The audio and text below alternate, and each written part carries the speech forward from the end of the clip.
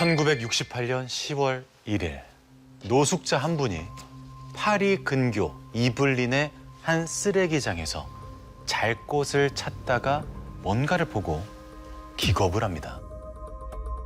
침대보에 둘둘 말린 시신을 발견한 겁니다. 이 시신의 신원은 바로 이 사람이었습니다. 이름 스테판 마르코비치, 세르비아 출신의 31살 남성인데요. 사건을 수사하던 경찰은 곧 참고인 소환 조사를 시작합니다. 보시다시피 경찰서 앞에 기자들이 구름대처럼 몰려 있는데요. 유명한 사건인가 보네요. 자, 바로 이 사람을 취재하러 온 겁니다.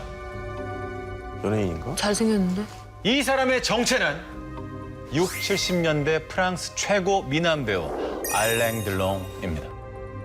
잘생겼다. 그 당시에 남자들에게 잘생겼다고 표현할 때 맞아. 알랭 드롱 닮았다. 그래서 알고 있어요. 이렇게 표현할 정도로 미남의 대명사였습니다. 맞아. Now that I got a taste, I think that I'd suffocate for every second that you are by my side. But now 지금은 승민 닮았다라고 하죠. I'm with a girl I met. 지저분하게 하시네, 플레이를. 네. 자, 그렇다면 알랭 들롱은 왜 살인사건 참고인 조사를 받게 된 걸까요? 그러게, 뭐 연결고리가 뭐야? 쓰레기장에서 시신으로 발견된 마르코비치가 알랭 들롱의 개인 경호원이었습니다. 개인 경호원? 이 둘은 첫 만남부터 강렬했습니다. 1962년 알랭 들롱이 세르비아 베오그라드에서 영화 마르코 폴로를 촬영하고 있었는데 갑자기 비명 소리가 들립니다. 촬영장 인근에서 갱단끼리 패싸움을 벌이고 있었는데 그런데 유독 한 남자가 알랭 들롱의 눈에 들어옵니다. 그 남자는 말 그대로 17대 1로 상대 갱단을 때려 눕히고 있었어요. 와. 그가 바로 스테판 마르코비치. 알랭 들롱은 그를 개인 경호원으로 채용합니다. 대박이네. 알랭 들롱은 마르코비치를 친동생처럼 아꼈다고 합니다. 당시 얼마나 아꼈냐면 알랭 들롱이 상류층 사교 파티를 자주 열었는데 그 파티에 마르코비치도 항상 참석시켰다고 합니다. 그래서 마르코비치가 변사체로 발견되자 그와 가까웠던 알랭 들롱이 참고인 조사를 받게 됩니다. 아, 참고인 조사. 네. 측근이니까.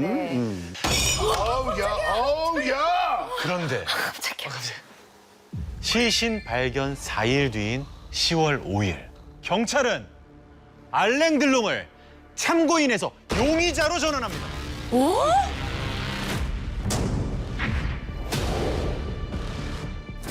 친동생처럼 아꼈는데 왜 용의자가 돼? 아꼈다면서 왜? 용의자가 된 이유 바로 이 편지 한 통 때문이었습니다. 마르코비치가 죽기 전 자신의 친동생 알렉산더 마르코비치에게 이 편지를 보냈다고 합니다. 나에게 무슨 일이 생기면 그건 알랭 들롱과 마르크 안토니에 의해서다. 뭐야, 마르코 안토니가 누구야? 마르크 안토? 편지에서 알랭 들롱과 함께 지목한 또 다른 한 명, 마르크 안토니.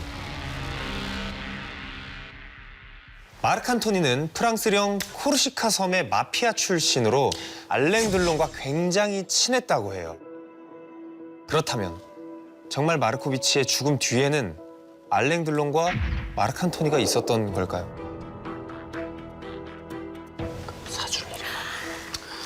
경찰이 추정한 마르코비치의 사망 일자는 9월 22일. 알랭 들롱은 영화 태양은 알고 있다 촬영을 위해 프랑스 남동부 생트로페에 있었고 알리바이도 확실했습니다.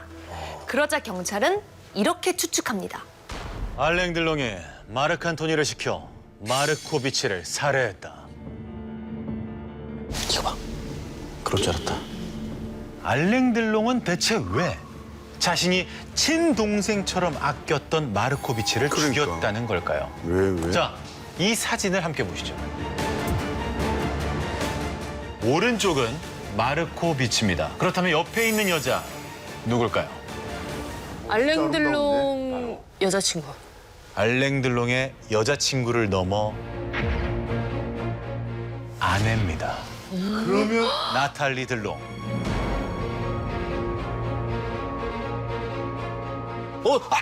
알았다. 뭐죠? 불륜. 치정 살인이다. 그렇습니다. 나탈리 들롱과 마르코비치가 불륜이었는데 왜 그랬어? 이를 알게 된 알랭 들롱은 마르코비치를 해고합니다.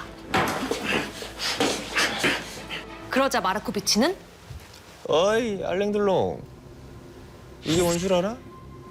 뭐야? 나탈리 들롱의 나체 사진이었어요.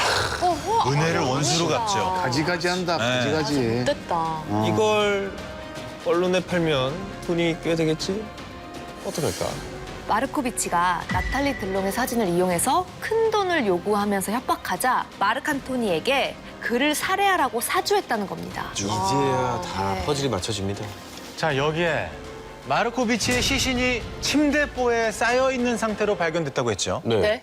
경찰이 똑같은 제품의 침대보를 구매한 800명의 명단을 입수해서 조사했는데 그 중에 놀랍게도 있어? 마르크 안토니가 있었습니다. 와. 경찰은 우선 물증이 있는 마르크 안토니를 구속 기소합니다. 그런데 네.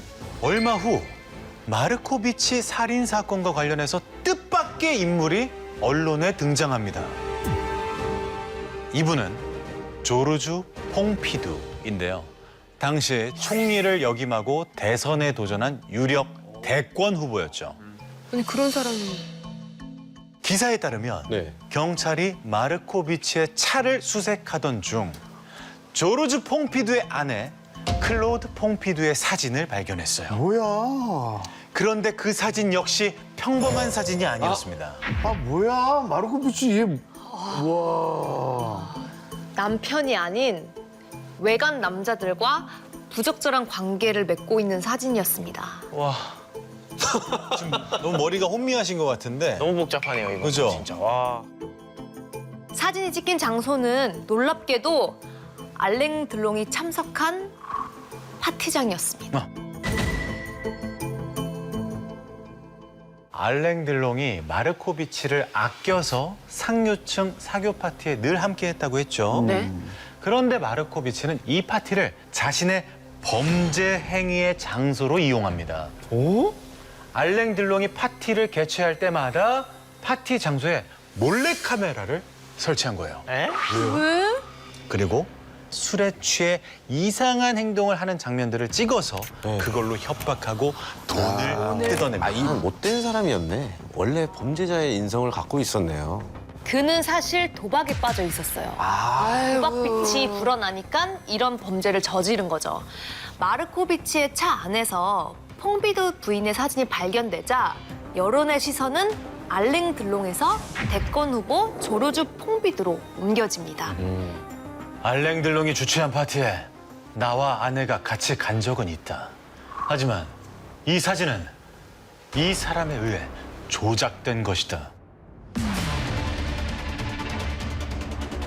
누구예요? 당시 프랑스 대통령이었던 샤를 드골입니다. 이 모든 게 내가 대통령에 당선되는 걸 막으려는 드골의 계략이다. 정치 공작. 네. 현직 대통령이 살인 사건의 배후다. 이거 너무 충격적이지 않습니까?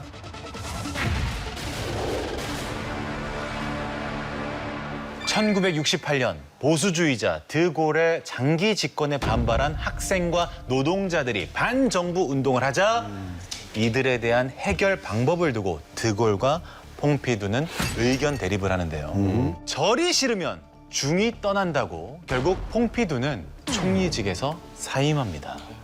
그리고 차기 대통령 선거에 출마 선언을 한 거죠. 그것도 드골 대통령이 소속돼 있는 여당에서요. 와, 그거는 야 이거 더 독하고. 호랑이 굴로 들어간 거예요.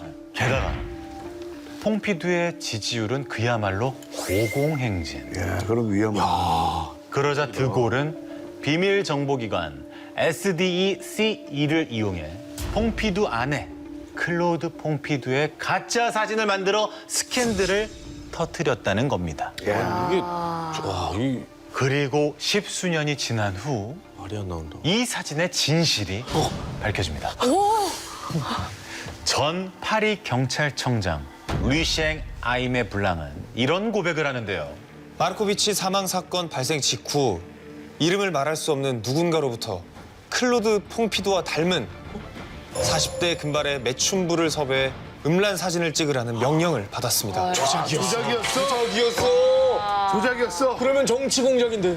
자, 정리하자면 퐁피두는 반대 세력의 정치 공작으로 마르코비치 살인 사건에 연루된 것일 뿐 마르코비치 사망 사건과는 전혀 무관했다는 건데요.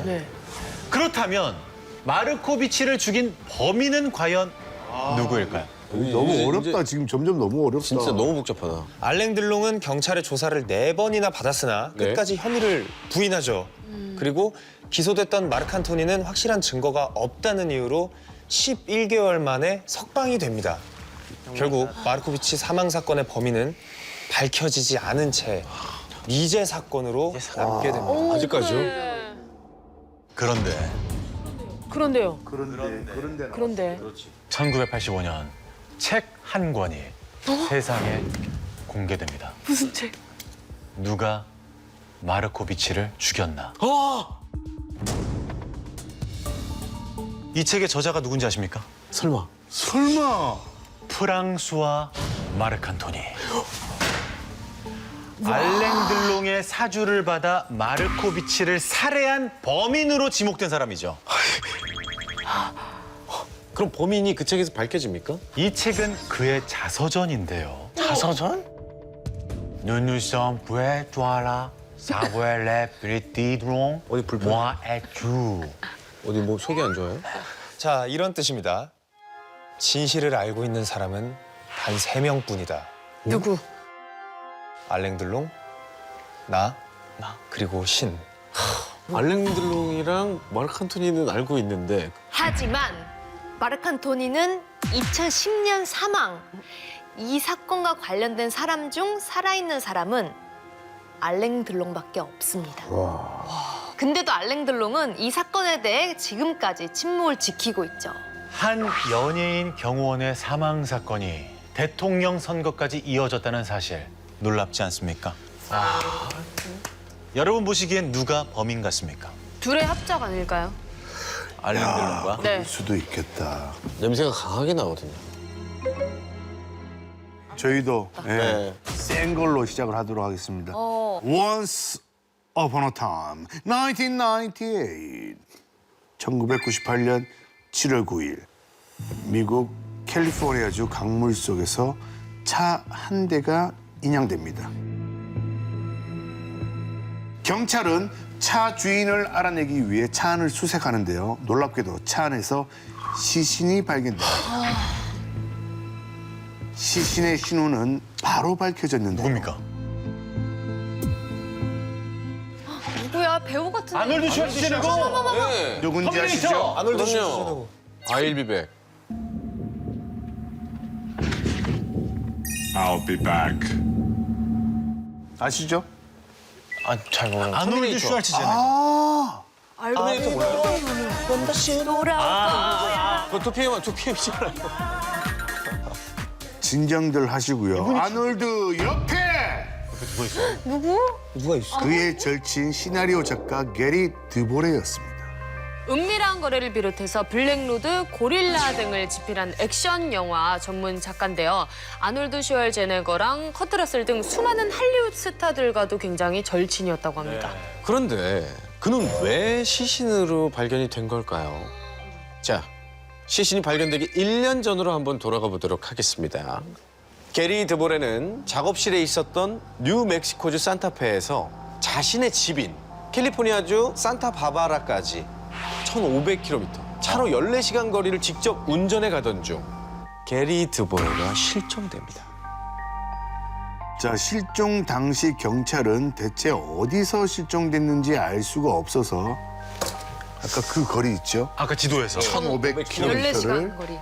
헬기까지 동원해 샅샅이 수색했고 게리 드보레의 아내는 $10만, 약 1억 2천만 원의 현상금까지 걸고 남편을 찾았지만 1년 동안 아무런 단서도 찾지 못했습니다. 뭐야? 그런데 이 사건에 흥미를 느끼고 게리 드볼의 행방을 찾던 아마추어 탐정 더글러스 크로포트는요. 그의 차가 캘리포니아의 교각 아래에 추락했을 거라고 주장을 합니다. 이에 경찰은 교각 밑을 집중 수색을 하고요. 1년 만에 게리 드볼의 차를 인양을 했던 건데요. 경찰은 최종 수사 결과를 이렇게 발표합니다. 게리 드보레가 야간에 장거리 운전 중 길을 잘못 들어 헤매다 운전 부주의로 교각 아래 강물에 추락사한 겁니다. 뭐 졸음 운전 이런 거라는 거구나. 1,500km를 운전했으니까. 힘들지 물리적으로. 자, 게리 드볼의 실종 사건은 이렇게 수사가 전결됩니다. 그런데 제 남편은요. 사고로 죽지 않았어요. 어? 자, 아내 웬디의 말에 따르면 경찰의 수사 결과엔 모순이 많다는 겁니다. 첫 번째, 황재성 씨 수사 결과 발표 다시 해주시죠. 그 게리 드보레가 야간에 장거리 운전 중 길을 잘못 들어 스톱!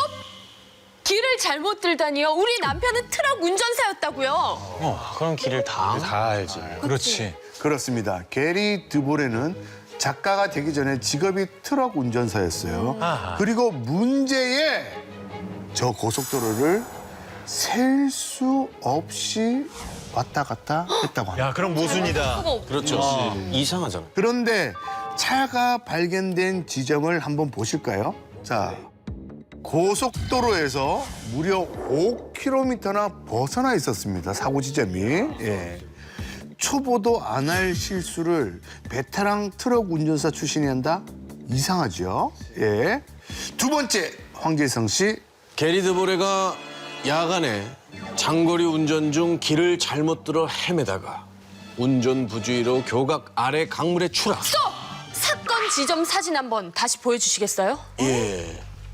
보다시피 다리 난간이나 도로 바닥에 어떤 사고 흔적도 없어요.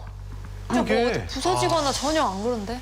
그렇습니다. 교각 아래 강물에 떨어지려면 교각 난간에 부딪히고 추락해야 되는데 훼손된 흔적이 없었고 심지어 보수 공사를 한 기록도 없었습니다. 이거는 뭔가 이게 수사 자료가 찾았다.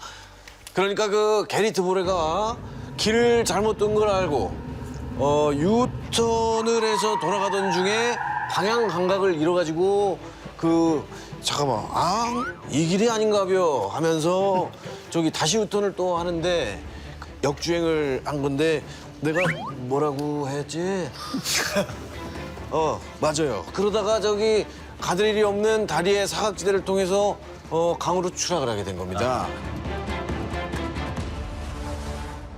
자, 이제 아셨죠? 이제 의문이 풀리셨죠? 저 정도 길이면은 뭐 진짜 뭐 한 달에 몇 번의 사고가 일어나야 그럼. 정상적인 거죠. 저렇게 안 해놓죠. 무엇보다 결정적인 게 있습니다. 인양된 차 안에는 게리 드보레의 소지품이 모두 그대로 있었는데 딱 하나, 뭐지? 노트북이 사라졌습니다. 어머. 노트북. 그것도 닫혀있는 차 안에서. 사건 당일 게리 드보레는 자신의 작업실에서 쓰던 시나리오를 마침내 탈구하고 집으로 돌아가는 중이었습니다. 이게 이 사건의 열쇠입니다. 이제부터 시작입니다. 자, 당시 그가 쓴 시나리오의 제목 바로 더 빅 스틸. 그 내용은요, 미국의 파나마 침공을 소재로 한 영화였어요. 1989년 12월 22일 미국의 조지 부시 대통령, 흔히 아버지 부시라고 부르죠. 그렇죠. 이분이 2만 4천 명의 미군을 투입해서 파나마를 기습 공격을 합니다. Last night, I ordered U.S. military forces to Panama. 이 공격한 이유는 바로 파나마의 군 사령관이자 독재자 마누엘 노리에가를 체포하기 위해서였는데요. 그의 혐의는 미국 내의 마약 밀반입이었습니다. 아하, 마약 밀수. 네. 자, 이 마약 밀반입 이것은 대외적인 명분이고요. 비하인드가 있습니다. 그렇지, 그렇겠지. 당시 부시 대통령과 노리에가는 예전부터 절친이었습니다. 네. 그런데 여러분, 부시 대통령이 CIA 국장 출신인 거 아셨어요? 아니 몰랐어요. CIA 국장이었던 조지 부시는 당시 대놓고 이 소련 편이었던 니카라과의 사회주의 정권을 무너뜨리기 위해서 노리에가를 통해 니카라과 반군에게 무기와 자금을 몰래 지원을 했어요. 그런데 이 미국의 하수인 역할을 하던 노리에가가 그 와중에 마약 밀매를 하면서 딴 주머니를 찬 거죠. 그러면서 막대한 돈을 이제 벌게 되고 등 따시고 배불러졌으니까 노리에가는 부시한테 가서 이렇게 외칩니다. 나는 이제 미국이 싫어요. 손절이라고 말을 한 거죠. 갑자기 반미를 외치게 된 겁니다. 노리에가를 제거하기 위해서 파나마를 침공을 한 겁니다. 이 게리 드보레가 쓰던 이 시나리오가요. 이 파나마 침공을 재조명을 했어요. 그래서 그 속에 감춰진 음모를 다뤘는데요. 사실 파나마 침공은 단순히 반미를 외친 노리에가를 제거하기 위한 것만이 아니라는 겁니다. 또 뭐가 있어요? 당시 많은 미국의 정치인과 관료들이 노리에가로부터 금품수수, 성접대를 받았으며 그 모습이 담긴 비디오 테이프로 미국 정부를 협박하자 파나마를 침공했다는 내용의 시나리오였습니다. 부시 대통령과 이 미정부의 치부를 폭로하는 이 위험천만한 시나리오를 쓴 게리 드보레. 영화가 개봉되면 그래 미국의 추악한 실체를 전 세계가 알게 되겠지. 자, 이렇게 되니까 노트북이 사라지고 게리 드보레가 사망한 이유 이제는 좀 이해가 되지 않습니까? 냄새가 나죠. 네. 근데 약간 탐사 프로그램도 아니고 허구가 섞인 영화인데 그걸 가지고 사람을 죽였다고요? 날카로워요. 네. 송곳이에요. 네. 틀렸어요. 양념고추. 아야. 하지만 게리 드보레가 쓴 시나리오가 픽션이 아닌 진실을 알고 쓴 시나리오라면요. 그럼 얘기가 달라지지. 자, 이제부터 더 심각한 음모가 뭐지? 펼쳐집니다. 게리 드보레의 베프였던 한 남자가 있습니다. 뭐야? 자, 배우 같은데? 아놀드 슈왈츠제네거 아니에요? 맨인 블랙의 여원 K. 바로 배우 토미리 존스입니다. 1981년 게리 드보레가 쓴 영화 블랙로드에 출연하면서 두 사람은 친구가 됐는데요. 토미리 존스는 게리 드보레에게 사촌 체이스 브랜든을 소개를 해줍니다. 체이스 브랜드는 25년 동안 파나마 지역에서 이 CIA 특수 요원으로 근무한 인물이었습니다. 게리 드보레는 체이스 브랜든과 친해지면서 파나마 침공의 비하인드를 자연스럽게 듣게 돼요. 놀라운 사실을 알게 된 이 게리 드보레는 작가 본능으로서 이걸 써서 영화로 만들어야겠어 라고 생각을 하게 되죠. 나는 미국의 안보를 지킬 의무가 있어. 경고한다. 그만둬.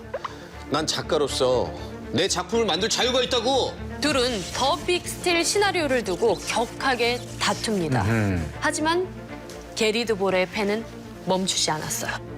결국 CIA가 게리 드보레를 죽였다. 이게 아내 웬디의 주장입니다. 하지만 무엇보다 끔찍한 사실은 게리 드보레의 시신 검시 결과였는데 놀라지 마십시오. 왜죠? 그의 양손이 양손이? 잘린 채 뭐야? 사라져 있었던 것. 왜 그렇죠? 부패에 의한 것이 아닌 명백한 절단의 흔적이라는 거예요. 뭐야 이거 사고 아니네 그러면. 그러니까요. 그렇죠. 이거 지문 감식 못하게 하려고. 그리고 글 못 쓰게 하려고. 뭐야? 그의 아내 말대로 게리 드보레는 거대한 음모의 희생자일까요? 판단은 여러분에게 맡기겠습니다. 지금까지 형돈팀의 이야기였습니다. 잘 들었습니다. 잘 들었습니다. 와, 이거는